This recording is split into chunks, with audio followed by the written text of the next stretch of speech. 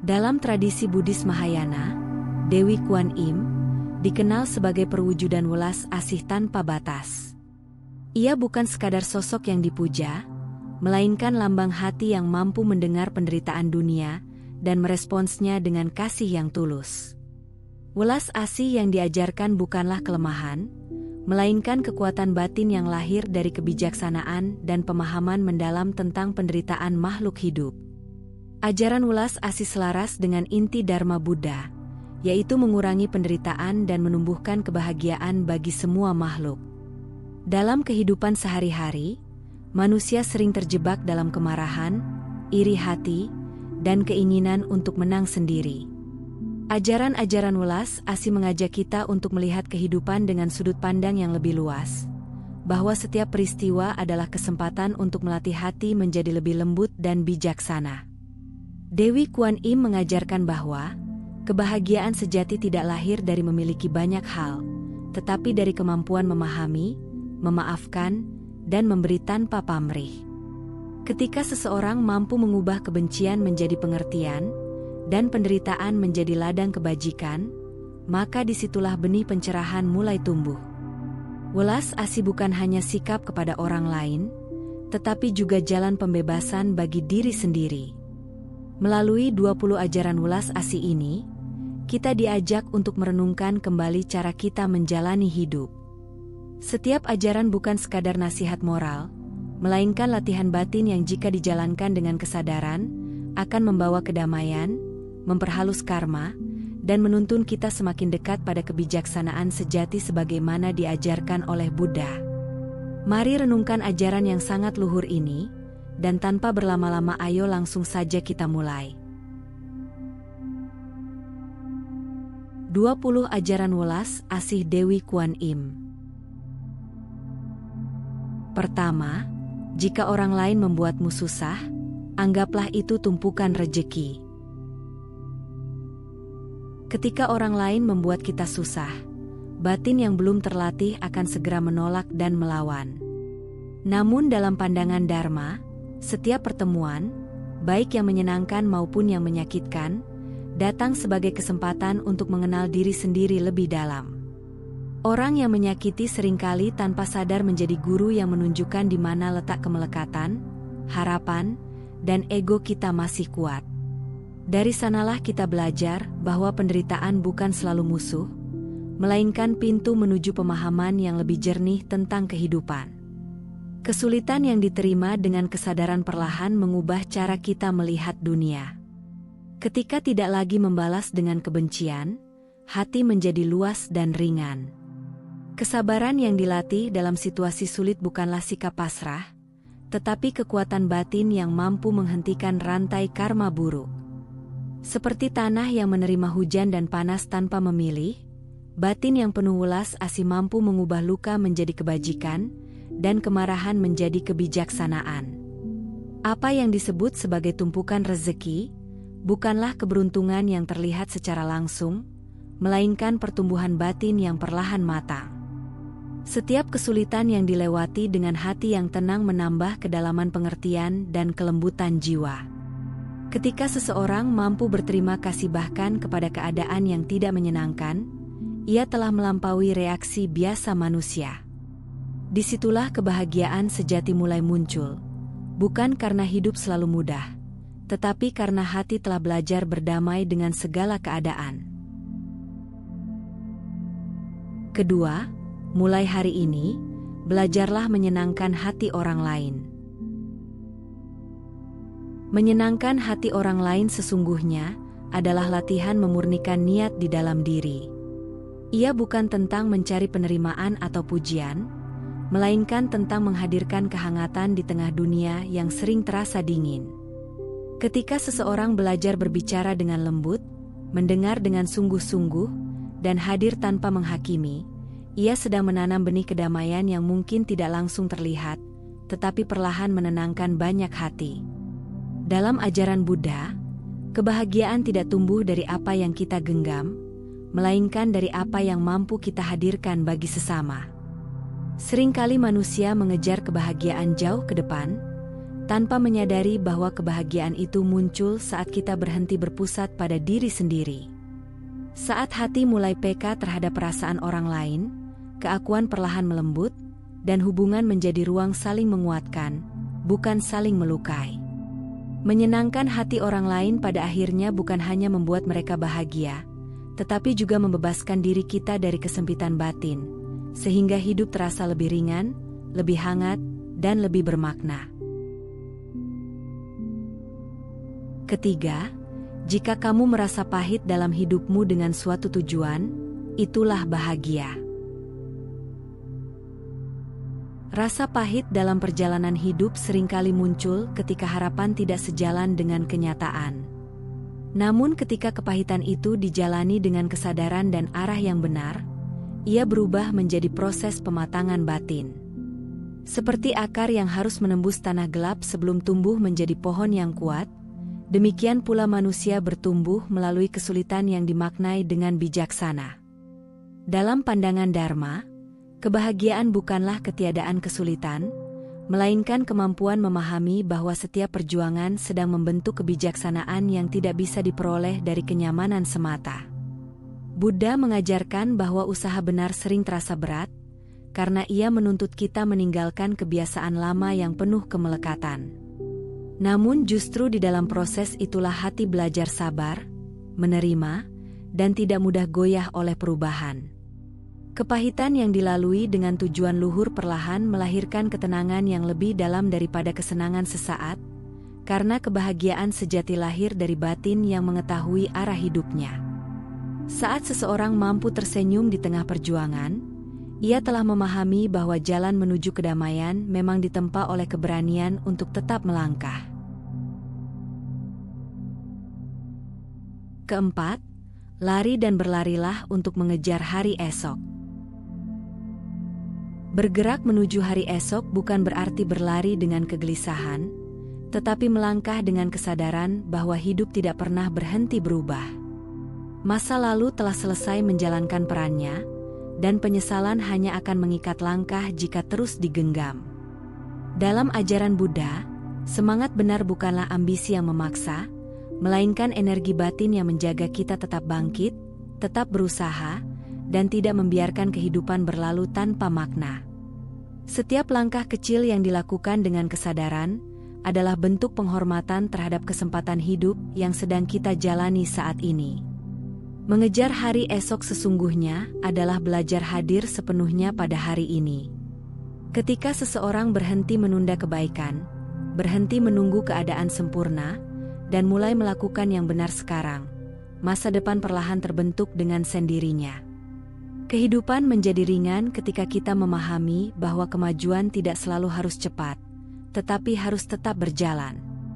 Dengan hati yang tekun dan pikiran yang jernih, perjalanan ke depan bukan lagi beban, melainkan proses pertumbuhan yang membawa batin semakin dekat pada kedamaian.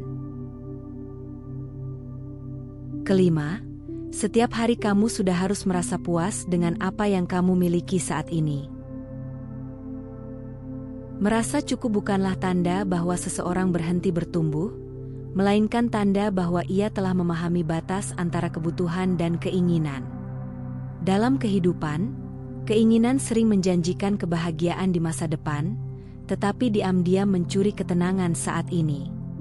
Ketika hati selalu merasa kurang, seberapapun yang dimiliki akan terasa tidak memadai.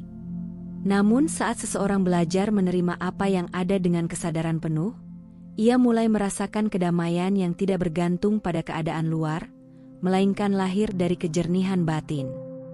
Rasa syukur adalah bentuk kebijaksanaan, karena ia memutus rantai ketamakan yang menjadi sumber penderitaan. Kepuasan batin tidak meniadakan usaha, tetapi mengubah cara kita berusaha, bukan lagi karena dorongan nafsu, melainkan karena tanggung jawab dan pengertian. Dari hati yang merasa cukup, muncul kelembutan, kemurahan hati, dan kebahagiaan yang sederhana. Pada saat itulah seseorang menyadari bahwa kebahagiaan sejati bukan berasal dari memiliki lebih banyak, tetapi dari keinginan yang semakin sedikit. Keenam, Setiap kali ada orang memberimu satu kebaikan, kamu harus mengembalikannya 10 kali lipat. Ketika seseorang menerima kebaikan, sesungguhnya ia sedang menerima kesempatan untuk menumbuhkan kebaikan yang lebih luas. Membalas bukan sekadar mengembalikan apa yang diterima, melainkan meneruskan kehangatan itu agar tidak berhenti pada satu titik. Dalam pandangan Dharma, kebaikan memiliki sifat seperti cahaya. Semakin dibagikan, semakin terang ia menerangi banyak kehidupan. Rasa terima kasih yang tulus membuat hati tidak mudah lupa bahwa kita hidup karena saling menolong, bukan berdiri sendiri. Mengembalikan kebaikan berkali lipat juga berarti melatih batin agar tidak pelit dalam kasih. Saat seseorang memberi dengan hati lapang, ia sedang melepaskan keterikatan pada perhitungan untung dan rugi. Dari sanalah kebahagiaan yang halus muncul, karena memberi menjadi kebutuhan batin, bukan kewajiban. Perlahan kita menyadari bahwa kebajikan yang ditanam bukan hanya membahagiakan orang lain, tetapi juga membersihkan hati sendiri, menjadikannya lebih luas, lebih hangat, dan lebih dekat pada welas asih sejati. Ketujuh, nilailah kebaikan orang lain kepadamu, tetapi hapuskanlah jasa yang pernah kamu berikan pada orang lain. Mengingat kebaikan orang lain adalah cara menjaga hati tetap lembut dan rendah hati. Ketika seseorang menyadari bahwa banyak hal dalam hidupnya bertumbuh karena bantuan dan perhatian orang lain, rasa syukur pun perlahan menggantikan kesombongan. Sebaliknya, jika kita terus mengingat jasa sendiri, batin tanpa sadar mulai menuntut pengakuan dan balasan. Dalam ajaran welas asih, kebaikan sejati justru menjadi murni ketika ia tidak disimpan sebagai kebanggaan, melainkan dilepaskan seperti napas yang keluar dengan alami. Memberi seperti air yang mengalir berarti melakukan kebajikan tanpa meninggalkan beban di dalam hati. Air tidak memilih siapa yang disegarkan, dan tidak pernah menuntut untuk diingat. Demikian pula kebajikan yang tulus. Ia hadir, memberi manfaat, lalu berlalu tanpa melekat pada nama dan pujian. Ketika seseorang mampu melupakan jasanya sendiri namun terus mengingat kebaikan orang lain, hatinya menjadi ringan dan damai. Dari sanalah tumbuh kebijaksanaan bahwa memberi bukan untuk dihargai, tetapi untuk membebaskan diri dari keakuan. Kedelapan, dalam keadaan benar kamu difitnah, dipersalahkan dan dihukum, maka kamu akan mendapatkan pahala. Ketika seseorang berada dalam kebenaran namun tetap disalahpahami, disitulah batin diuji untuk tidak terikat pada pengakuan dunia. Tidak semua luka harus dijawab dengan pembelaan, karena kebenaran sejati tidak selalu membutuhkan suara yang keras. Dalam pandangan Dharma, keadaan seperti ini menjadi ladang latihan kesabaran dan kejernihan hati. Saat seseorang mampu tetap tenang tanpa membalas kebencian, ia sedang memutus rantai penderitaan yang biasanya terus berulang melalui kemarahan dan dendam. Pahala yang dimaksud bukan semata balasan di masa depan, melainkan pemurnian batin yang terjadi saat itu juga. Ketika hati tidak terguncang oleh fitnah atau penilaian orang lain, seseorang mulai terbebas dari kebutuhan untuk selalu dianggap benar. Dari penerimaan yang bijaksana lahirlah kedewasaan spiritual, sebuah kekuatan sunyi yang membuat batin semakin kokoh dan damai. Kebenaran yang dijaga dengan kesabaran akan menemukan jalannya sendiri, sementara hati yang tetap lembut akan menjadi tempat tumbuhnya kebijaksanaan. 9. Dalam keadaan salah kamu dipuji dan dibenarkan, itu merupakan hukuman. Pujian tidak selalu membawa kebaikan, terutama ketika ia menutupi kesalahan yang seharusnya disadari. Saat seseorang dipuji dalam keadaan keliru, batin perlahan kehilangan kepekaan untuk melihat kebenaran. Ego merasa aman, sementara kesempatan untuk bertumbuh justru terlewatkan. Dalam pandangan Dharma, inilah penderitaan yang halus, bukan rasa sakit yang terasa nyata, melainkan ketidaktahuan yang dibiarkan tumbuh tanpa disadari. Kejujuran terhadap diri sendiri menjadi bentuk kebijaksanaan yang lebih berharga daripada pengakuan dari luar. Orang yang berani melihat kesalahannya tidak sedang merendahkan diri, tetapi sedang membuka jalan menuju pembebasan batin. Ketika pujian tidak lagi menjadi tujuan, seseorang mulai berjalan dengan lebih jernih, tidak mudah terbuai oleh kata-kata manis, dan lebih siap menerima kebenaran apa adanya.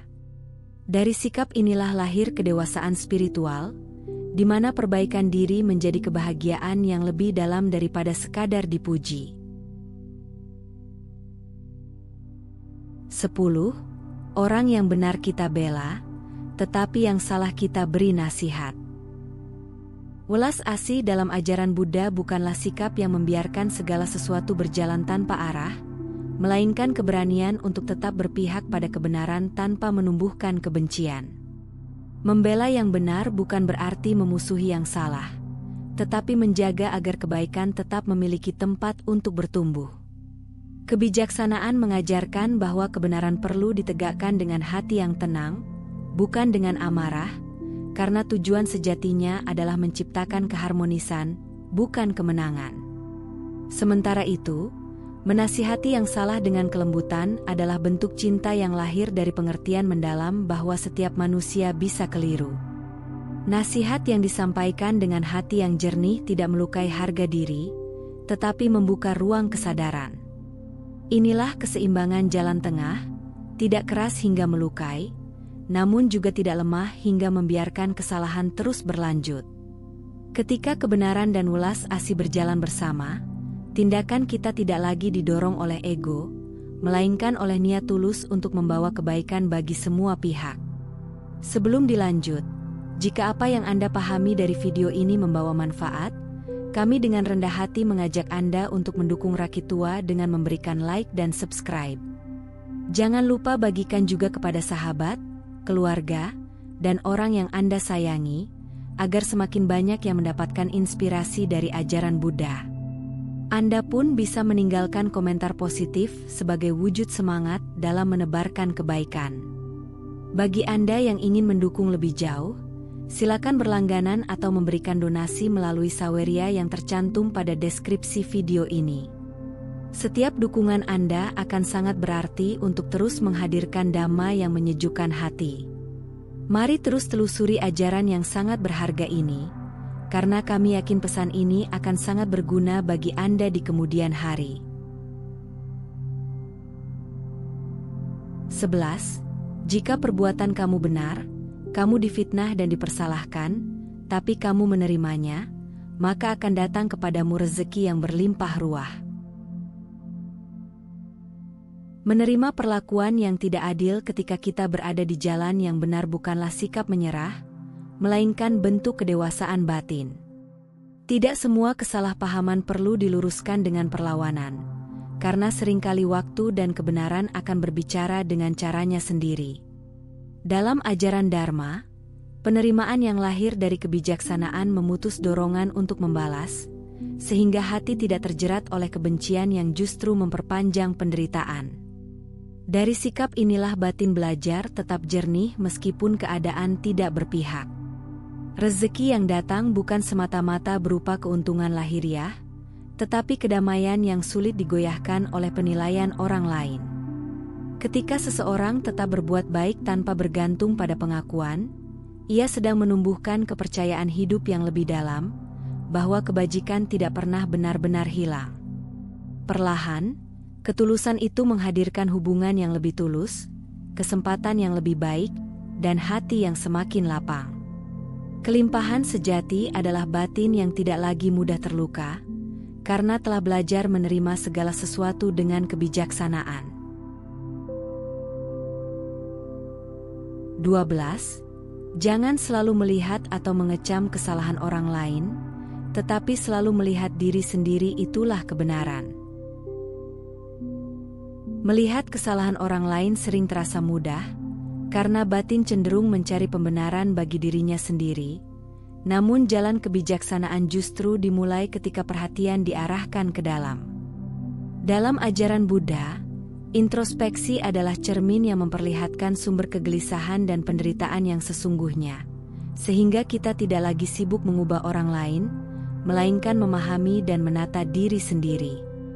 Ketika seseorang berhenti menghakimi dan mulai menyadari kekurangan batinnya dengan lembut, muncul kerendahan hati yang menenangkan, dan dari sanalah perubahan sejati bertumbuh, bukan melalui penilaian, tetapi melalui kesadaran yang perlahan memurnikan cara kita berpikir, berbicara, dan bertindak. 13. Orang yang baik diajak bergaul, tetapi yang jahat dikasihani. Bergaul dengan orang baik menumbuhkan kebajikan, namun memandang orang yang berbuat salah dengan belas kasih menumbuhkan kebijaksanaan. Dalam pandangan Dharma, kejahatan sering lahir dari batin yang terluka, bingung, atau dikuasai ketidaktahuan, sehingga membalas dengan kebencian hanya akan memperpanjang lingkaran penderitaan. Mengasihani bukan berarti membenarkan perbuatannya, melainkan menjaga hati agar tetap bersih dari kebencian sambil tetap berdiri pada kebenaran. Ketika seseorang mampu memahami tanpa ikut menghakimi, ia sedang melatih welas asih yang matang, sebuah sikap batin yang tidak mudah terpengaruh oleh keburukan, tetapi justru menjadi sumber kedamaian bagi diri sendiri dan sekitarnya. 14. Kalau wajahmu senyum, hatimu senang, pasti kamu akan aku terima. Senyum yang sejati bukan sekadar gerak bibir, melainkan pancaran dari batin yang telah berdamai dengan dirinya sendiri. Dalam ajaran Buddha, wajah yang tenang mencerminkan hati yang tidak lagi dipenuhi penolakan, iri hati, atau kemarahan, sehingga kehadirannya membawa rasa nyaman bagi siapapun yang ditemui. Ketika kebahagiaan tidak lagi bergantung pada keadaan luar, senyum menjadi bahasa tanpa kata yang menghubungkan manusia melalui ketulusan. Dari hati yang ringan dan terbuka, seseorang bukan hanya mudah diterima oleh orang lain, tetapi juga lebih mampu menerima kehidupan apa adanya, dengan rasa syukur dan kedamaian yang alami. 15. Dua orang saling mengakui kesalahan masing-masing, maka dua orang itu akan bersahabat sepanjang masa. Ketika dua orang berani mengakui kesalahannya masing-masing, sesungguhnya yang dilepaskan bukan hanya persoalan, tetapi juga beban ego yang selama ini memisahkan hati. Dalam pandangan Dharma, kerendahan hati adalah jembatan yang mengubah pertentangan menjadi pengertian, karena tidak ada lagi kebutuhan untuk menang atau dipandang benar. Mengakui kesalahan bukanlah kekalahan, melainkan tanda bahwa kebijaksanaan telah mengalahkan keakuan, sehingga hubungan tidak lagi dibangun di atas harga diri, melainkan di atas kejujuran dan saling memahami. Dari sikap inilah persahabatan menjadi kokoh, sebab ia tumbuh dari hati yang sama-sama belajar dan sama-sama bertumbuh.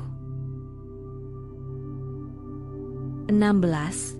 Saling salah menyalahkan, maka akan mengakibatkan putus hubungan.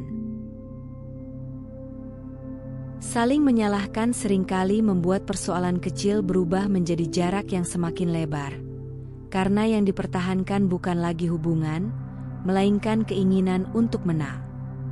Dalam ajaran Buddha, kemarahan tidak pernah benar-benar menyelesaikan apapun, ia hanya menambah luka yang tersembunyi di dalam batin. Ketika seseorang memilih memahami daripada menyerang, ia sedang menjaga benang halus yang menghubungkan hati dengan hati.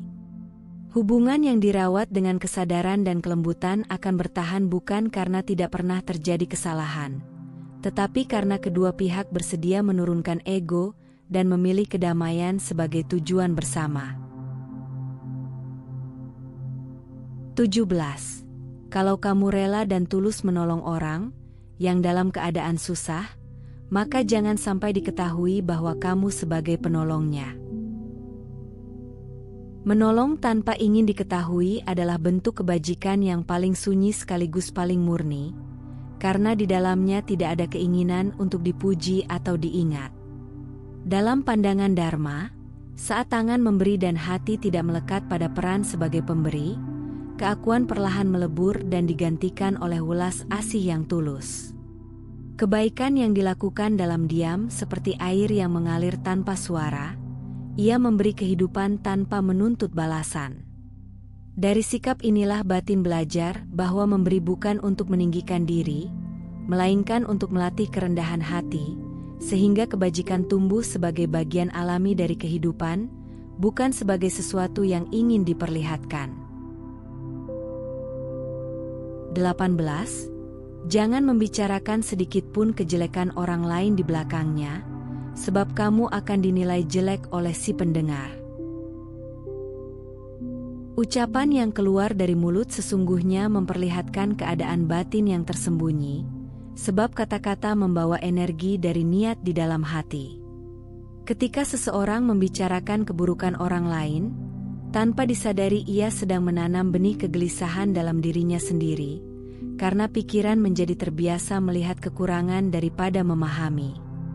Dalam ajaran Buddha, ucapan benar bukan hanya soal berkata jujur, tetapi juga memilih kata yang membawa kedamaian dan manfaat.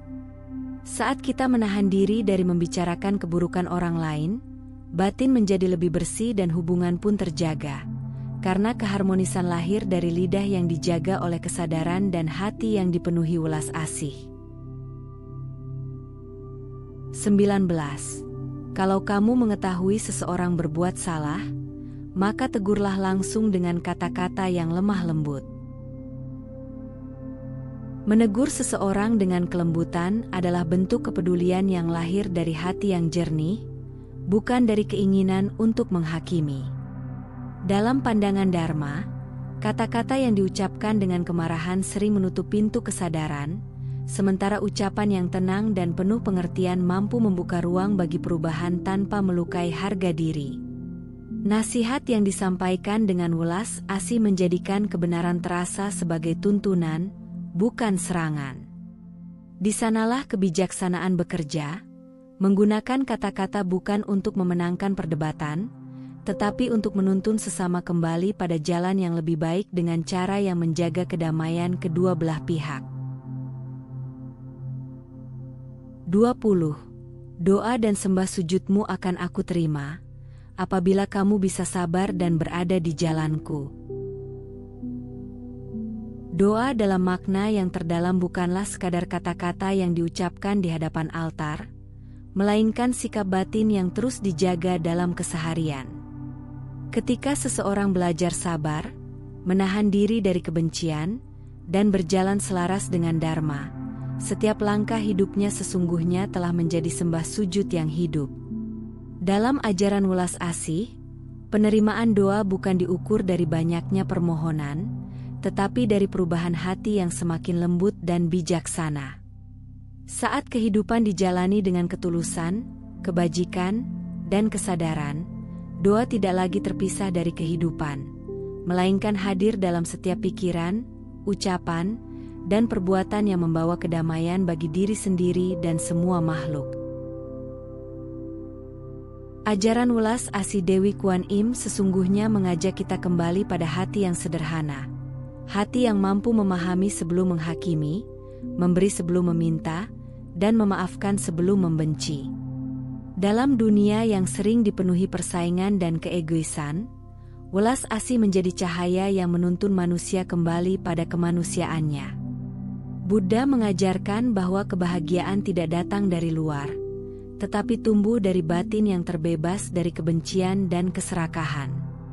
Ketika ajaran welas asih dipraktikkan, hubungan menjadi lebih damai, pikiran menjadi lebih ringan, dan hidup terasa lebih bermakna. Kita tidak lagi hidup hanya untuk diri sendiri, tetapi menjadi bagian dari kebahagiaan bersama. Melatih welas asih bukanlah jalan yang instan. Ia membutuhkan kesadaran yang terus-menerus, kesabaran, dan keberanian untuk melembutkan hati bahkan saat disakiti. Namun justru di sanalah keindahan Dharma bekerja, mengubah penderitaan menjadi kebijaksanaan dan luka menjadi pengertian. Semoga ajaran ini menjadi pengingat bahwa setiap manusia memiliki potensi menjadi seperti Kuan Im, mendengar tangisan dunia dan menjawabnya dengan kasih. Ketika welas asih tumbuh dalam hati, maka disitulah kedamaian sejati mulai hadir, bagi diri sendiri dan bagi semua makhluk. Jika video ini bermanfaat, jangan lupa dukung kami dengan cara berikan like dan subscribe, bagikan kepada teman dan orang yang kamu sayangi, dan jangan lupa tinggalkan komentar yang positif. Cukup sampai di sini dulu video kali ini. Mari bersama Rakitua, membina diri di jalan Buddha dan semoga semua makhluk hidup berbahagia.